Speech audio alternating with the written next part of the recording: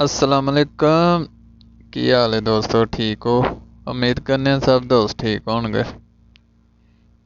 ते भाईजान तुहानू शौक करवाने छत सियालकोट जनाब। ते झंडी मार दी गई है जी। अस्सू की तैयारी शुरू जे।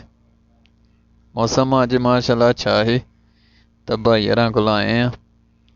मैं तुहानू शौक तो करवाइए 100 को परिंदा ना बाहर कढ़ के झंडी मारी। तो करो हाँ शौक जनाब। कबूतरबाजी शुरू हो गई है जनाब अस्सू दी। ते सारे भरा हुण कबूतरां नूं उड़ा रहे ने। पर पटाई मुकम्मल हो गई जिहड़े पर मुकम्मल हो गए न परदार। ते हौली हौली कबूतर हुण कढ रहे ने बाहर कबूतरां दी ट्रेनिंग होए।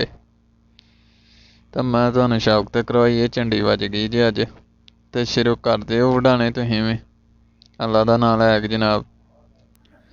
ते अल्लाह खैर करेगा। करो शौक।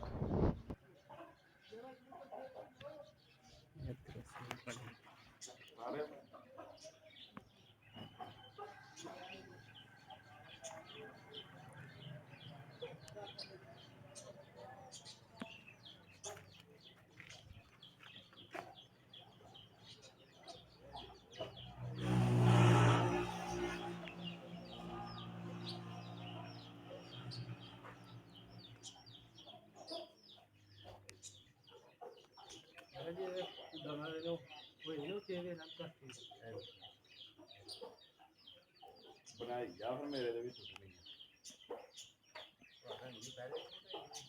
पहले दिन ही कटियां हो रहा है नहीं ये